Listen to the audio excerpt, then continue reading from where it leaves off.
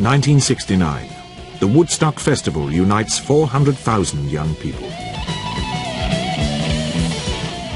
Demonstrations against the war in Vietnam enraged the White House. It is a time of protest, of hippies, drugs and anarchism.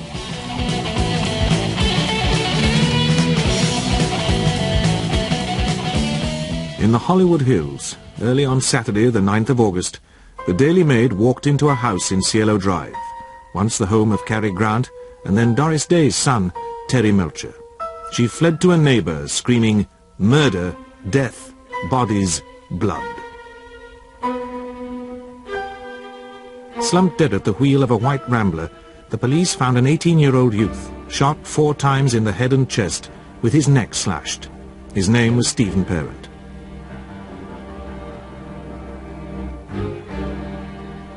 On the front lawn was the body of Abigail Folger, heiress to the Folger coffee millions, pierced by multiple bayonet wounds.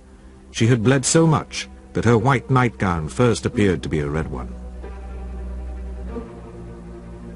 Near the front door was her boyfriend, Wojtek Frykowski, writer, producer, drug dealer, shot in the back and stabbed 51 times after a pistol whipping that dented his head 13 times.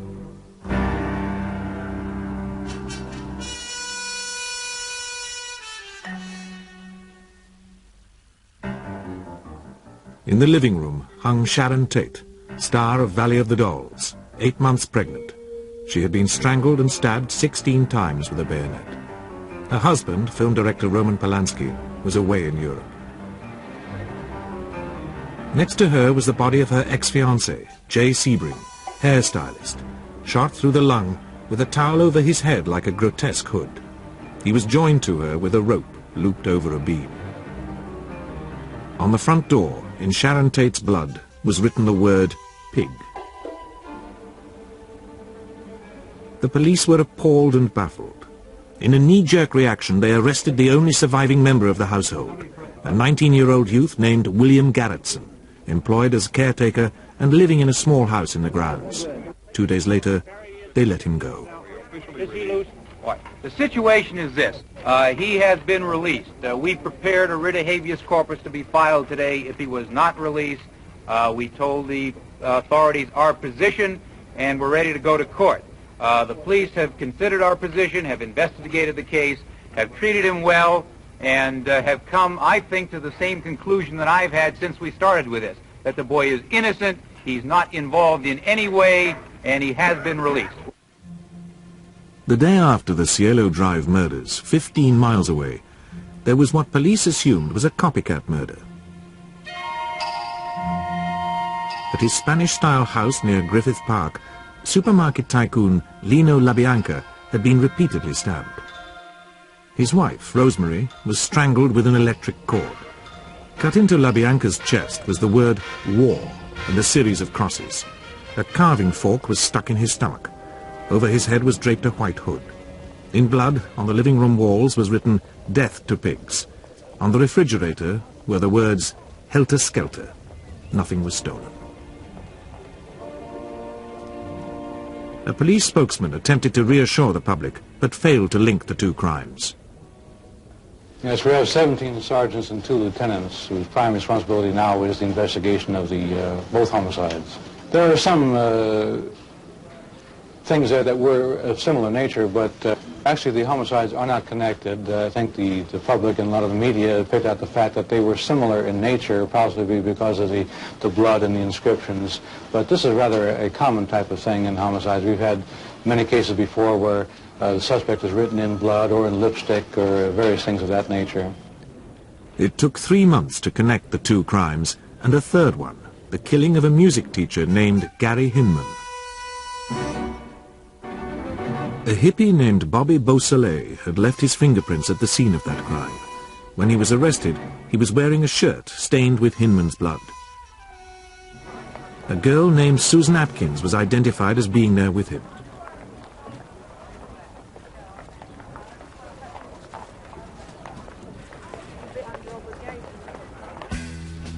She was among the hippies arrested in a raid on a commune at a run-down ranch near Death Valley. The band of hippies who lived there had been financing themselves by stealing Volkswagens and turning them into dune buggies. They were surprised in a pre-dawn raid by the highway patrol. Well, they were constantly taking dope and stealing cars, and they just sit around all day and sleep, and that's about it. And they went around collecting garbage and had that for dinner and went to the store once in a while, and that was about it. They just slept and got loaded. Hiding in a cabinet under the sink in the bathroom, the patrolmen found the leader of the group. He was a small, 5'2", would-be folk singer. His name was Charles Manson.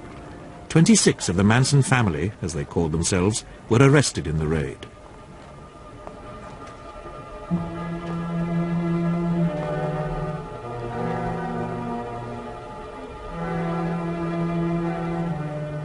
Their arrest was unconnected to the Tate or LaBianca murders. Manson appeared in court for a preliminary hearing on charges of auto theft. Some of the girls from the camp were there as spectators.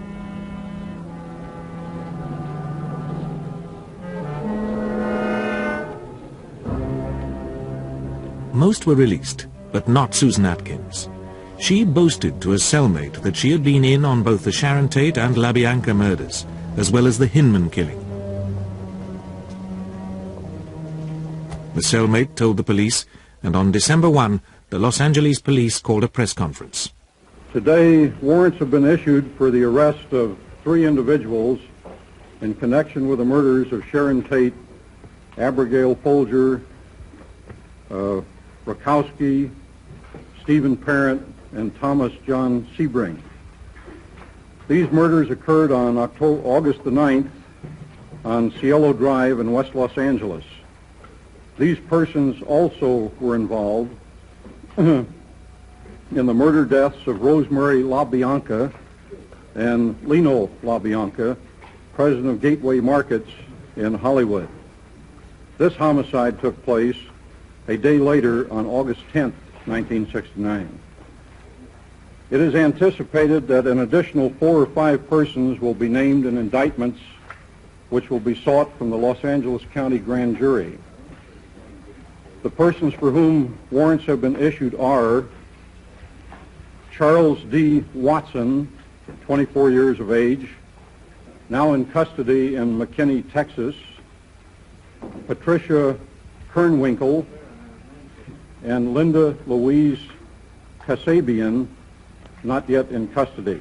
The development of information from the 2 separate investigations of the Tate and LaBianca cases led detectives to the conclusion that the crimes in both cases were committed by the same group of people. Linda Kasabian turned state's evidence, and as a result, 3 more of the tribe were arrested. They were 20-year-old Leslie Lulu Van Houten, 17-year-old Steve Grogan, and its leader, Charles Manson.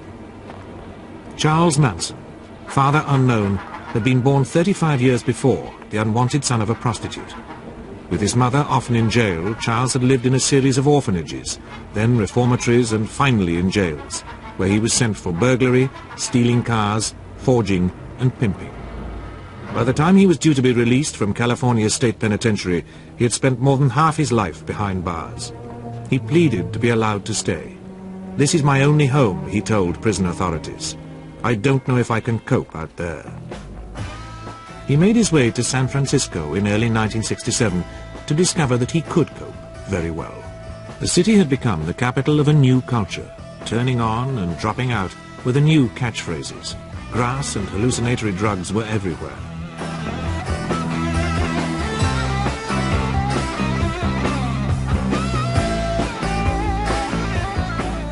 Manson found that he could con his way into bed and board with any number of rich middle-class girls with flowers in their hair.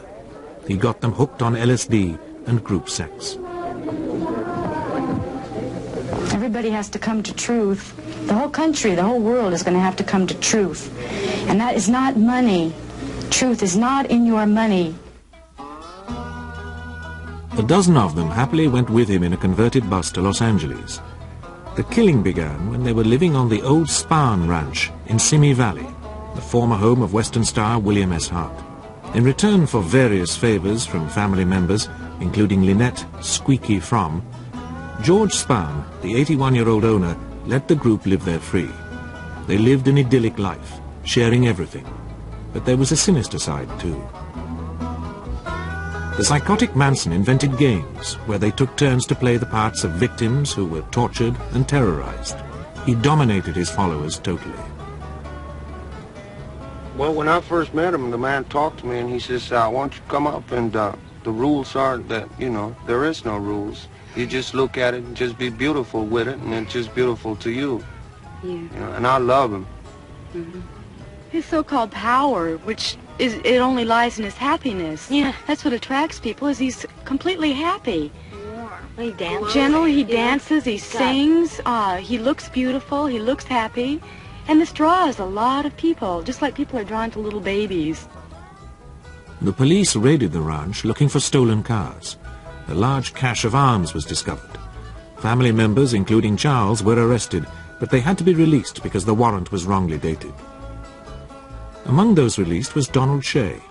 He made the mistake of crossing Charles and suddenly disappeared. Later, family members testified that Manson had shot him, cut up his body, and buried the pieces around the ranch.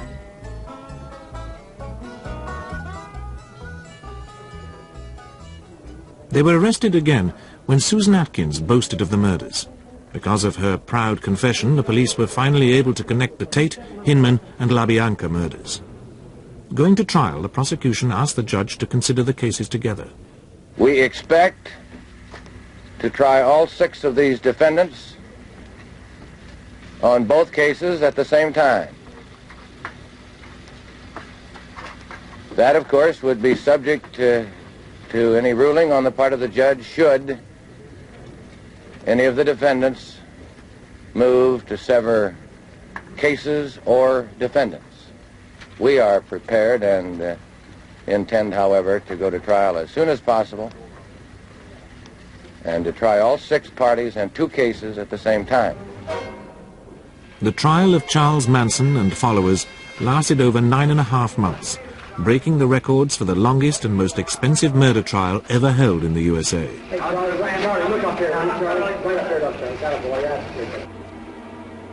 Most of the Manson families stayed solidly behind their leader. Tripping into court with him every day like 3 innocents were 21-year-old Susan Atkins, Leslie Van Houten, aged 20, and Patricia Krenwinkel, 21. The defense had its problems. Charlie Manson is an amazing man in many ways, and I'm not convinced that a court-appointed attorney will be so persuasive that he will accept whatever choice Judge Keene dictates in the case. I'm not greedy for the case. I would like to handle it. I think it's an interesting case.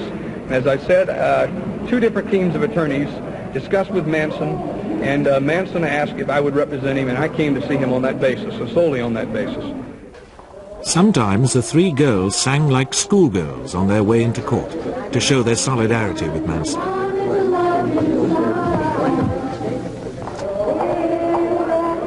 Susan Atkins now tried to withdraw her testimony against Manson.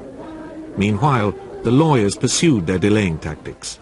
The purpose is to conform to our law. Now, there are rules of evidence which are in existence, and lawyers are obliged to follow all rules of court, including the rules of evidence. And the vice is in the question. If a lawyer asks an improper question and it solicits matter that will come out that should not be before the court and before the jury, then the lawyer has the obligation to object. The one that is wrong is the person that's asking the improper question. Manson frequently changed his mood and appearance, and his acolytes, still totally under his spell, faithfully copied each change.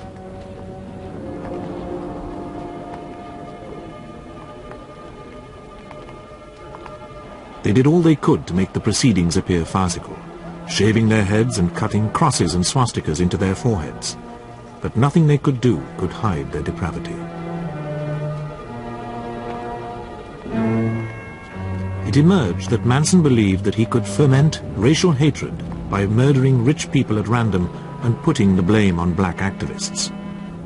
So he trained his disciples in breaking and entering, and sent them out with instructions to kill using the most revolting methods possible. While Manson had selected the Tate household in an obscure act of vengeance on the previous owner, Terry Melcher, the LaBiancas were chosen by pure chance. Charles's murderous emissaries just drove about until they found a rich person's house they could easily get into. Judge and lawyers were constantly threatened. So was Linda Kasabian, who had gained immunity by appearing as the main prosecution witness. She testified for 18 days, spilling all the beans. Yet so strong was Manson's influence over his disciples that she claimed she still loved him.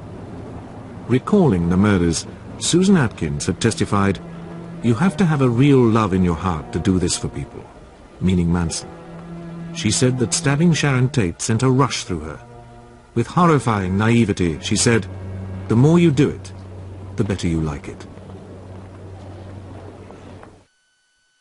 At a parole board some years later, one of the few male members of the commune, Tex Watson, damningly told how Charles said for me to take the gun and the knife and go up to where Terry Melcher used to live. He said to kill everyone in the house, as gruesome as I could. However, he denied hanging Sharon Tate up after she was dead. I cannot confess to, because it would be a lie. I don't remember her being hung. And I have often thought about this, and I don't know how that happened, but I have really no comment on that. I just don't remember that fact, that particular fact there. As far as me taking the lead role, I was the male at the crime. But at that time I did not consider myself a leader. I considered myself more of a follower of Charles Manson in carrying out his orders. How Manson could have achieved this domination was a major question, as was his sanity. Always goes good. Everything's good. This morning, the judge made a fool of himself. Again. Well, then he questions my sanity. I question his, huh? Are you sane? Sane? That's relative. The issue of Manson's sanity dominated the trial. Among the prosecution witnesses were the maid who discovered the Tate killings, and the caretaker, William Garretson, was closely questioned by the press. But you paid no particular attention. No. How can you account for the fact that there was so much shooting and screaming and you didn't hear it? I don't know. Was your hi-fi on at that time? Yeah. Your stereo? The jury took 10 days to reach their verdicts.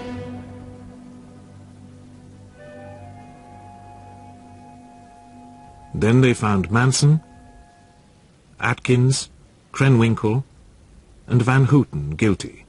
Then they were sentenced to death.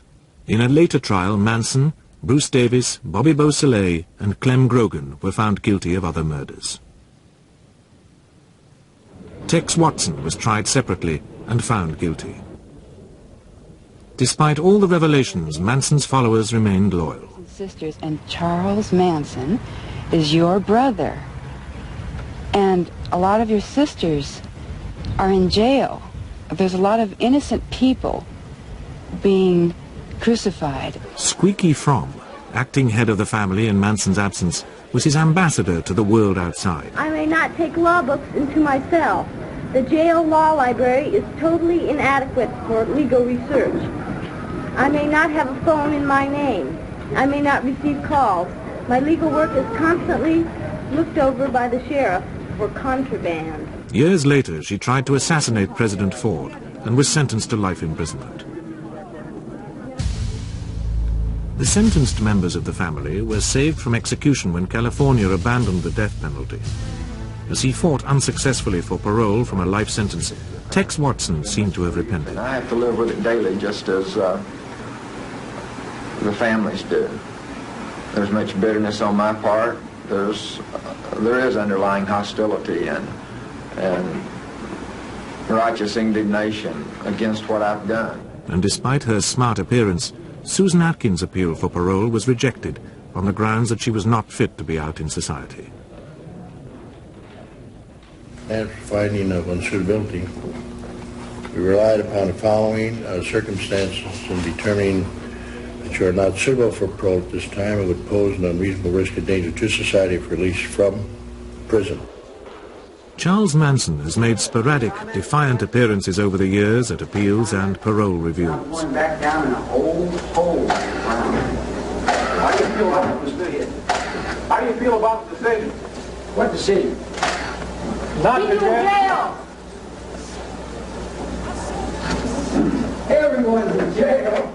He has also given interviews to the press, sometimes seeming lucid, other times crazed, as here when talking about Gary Hinman. 20 years. I've done everything he told me to do. And I got to thinking, now, why don't this guy do something I tell him to do? And he said, no. I said, well, how comes I'm always doing what you tell me to do, but then you never do what I say do? And he said, well, blah, blah, blah. So I said, now you do what I say. And he said, no. I said, you do exactly what I say. On another occasion, after his application for parole had been refused, Manson was asked where he would go if he were released. I might go to Libya. I might go see the Ayatollah. I might go to France and catch somebody in France that I'm kind of upset with. He is still in prison and is unlikely ever to emerge. That is one small crumb of comfort for society, as he expresses absolutely no remorse for his appalling crimes. Remorse for what? You people have done everything in the world to me. Doesn't that give me equal right?